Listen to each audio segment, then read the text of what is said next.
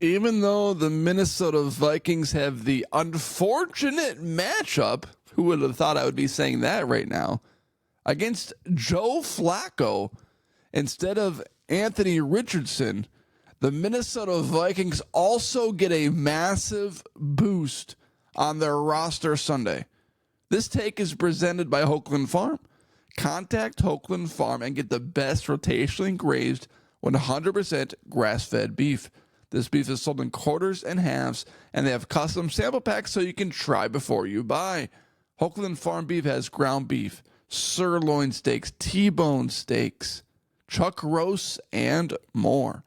Contact Hoagland Farm and get 20% off your order by mentioning the Minnesota Tim podcast. 952-491-1541. This makes the most sense financially, physically, mentally, all of the above. $4.15 a pound. Get that from Hoagland Farm Beef. Plus, get an additional 20% off by mentioning the Minnesota Tim podcast.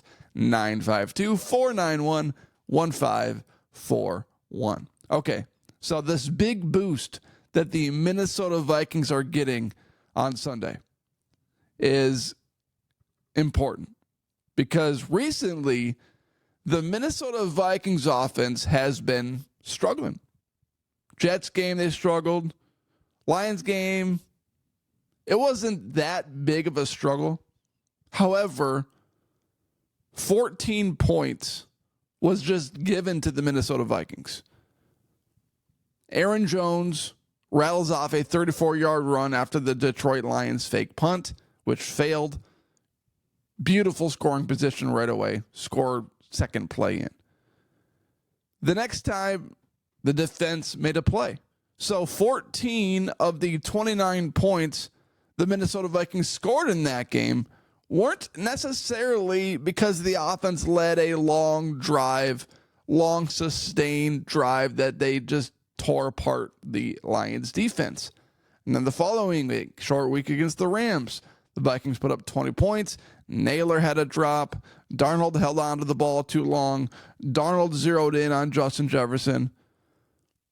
And now, after another somewhat semi-bye week, the Minnesota Vikings get tight end one back on the field. TJ Hockenson is returning to the Minnesota Vikings starting lineup, and he had this to say at Minnesota Vikings practice the other day. Do you feel, TJ, you can have that instant connection with him? I think it took all of like a minute, 15 seconds for you and Kirk to convert a third down, I think it was. Do you feel that same, that you can have that same connection? Yeah, I mean, we're having fun out here on the practice field. That's really all I can say. I mean, we haven't played a game together, but I'm assuming that's going to carry over. And so, he's got a good connection with all these guys. And, me just being a piece of the puzzle. We have so many guys on this offense that can make plays. Jordan, JJ, Aaron Jones. We got so many guys. And so for me just to be out there and just be a piece of the puzzle, I think he's gonna like having me out there, and we're gonna have some fun together for sure. So there's a few things that we need to be aware of. Number one, TJ Hockenson is a massive target. Tight end one. We traded top picks for him for a reason. I think, what do we give the Lions, like a second rounder? And then we gave him a big contract extension for a reason. The guy can play. However, TJ Hockenson, as good as he is, as important as he is to the Minnesota Vikings offensive success, he doesn't stay healthy very much. You look at his career, his rookie season, 12 games, started 7 of those. His second season, 16 out of 16. Third season, only played 12. Fourth season, played 17 games, started 14 of them. And then downhill from there. Well, I guess 2022, never mind. Forget what I'm saying. 2022, he played 7 for the Lions and 10 for the Vikings. That threw me off. I saw 7 and I saw 10. I'm like, he only played 7 games, then he played 10 games. But you look a little closer and it says Detroit, Minnesota, the year the trade happened. So, okay, forget exactly what I just said. He has played and been healthy for several seasons. However, he still got the 2021 season and the 2019 season. Seems like maybe he wasn't fully healthy during those runs. And of course, He tore his ACL and MCL following a hit by the Detroit Lions safety. But let's take a look further at TJ Hawkinson's statistics for the Vikings and in his career. 95 catches last year in a shortened season for him. Combined 60 plus 26 catches the year prior between the Detroit Lions and the Minnesota Vikings, which adds up to 86. The year before that, in 2021, he had 61 catches. 2020, he had 67 catches. In 2019, his rookie season, he had 32 catches. There's no doubt that TJ Hawkinson is a big target. And quarterbacks love him because he's a big target and he's got good hands. So he will add value to the Minnesota Vikings offense. However, the one thing we need to be conscious, I think I got it.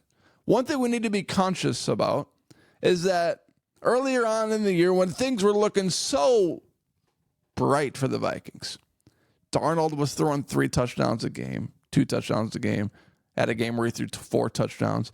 And the immediate reaction is, just wait till we get TJ Hawkinson back. This offense will be unstoppable. Sam Darnold's going to be MVP because just wait till we get TJ Hawkinson back. And we haven't really seen that. Well, we haven't seen that yet because he hasn't played yet. But we need to be aware of the fact that the Minnesota Vikings offense might not go to new heights just because TJ Hawkinson is back. It should be better. On paper, it seems like the Vikings offense should improve. It should be even more dynamic. They should put up way more points. And it's a very friendly matchup because the Indianapolis Colts defense isn't lights out. But long term, don't necessarily think that just because TJ Hawkinson is back, that the Minnesota Vikings offense is going to take their team to a new dynamic superstar where Super Bowl contenders level. On paper, it seems like that should happen, but it never really works that way. So just something to be aware of is that even though TJ Hawkinson's back, even though he's tight end 1, even though you got Jefferson, Addison, and Hawkinson on the field at the same time, it doesn't necessarily mean that the Minnesota Vikings are going to put up more points. I don't know why it doesn't work that way. You would think logically that it should work that way, but it never really seems to work that way for whatever reason. Another point to make about TJ Hawkinson is that, and it's a very good thing, my reaction a few weeks ago when he was activated to the roster in the 21-day window was that this is a good thing. However, when he comes back, and the speculation was for the Rams game or for the Lions game, my reaction was don't expect him to be a guy that plays every single down on the field. Because when you return from a torn ACL, MCL, the last thing that you want to do is rush this guy back onto the field sooner than he needs to be. And that still might be the case. But what is being spoken from Minnesota Vikings practice from the facility is that TJ Hawkinson is 100% ready to play and that he is going to play practically every single down for the Vikings. We'll see it. I'll believe it when I see it. But that is the spoken word coming from the Vikings practice facility, and that is a good thing. Typically, when people come back from these injuries, you don't want to rush them back. You got to get them back to the speed of the game. You got to get them comfortable again. But he's a tight end. It's not like he's running 4 threes down the field anyways. He's out there to be a big target, to box guys out, and to find spots in the soft zone. So it's probably a little easier for a guy like Hawkinson to come back from an ACL, MCL, than it is a wide receiver that's got to make these dynamic cutbacks and quick cutbacks that puts a lot of pressure on those injured ACL, MCL joints. So it's a very good thing that it appears that Hawkinson will play practically every down, or at least that's what they're saying coming out of the Minnesota Vikings facility. So Hawkinson's back. Offense should be better. We'll see if it actually is. And either way, the team is better. So that's a good thing.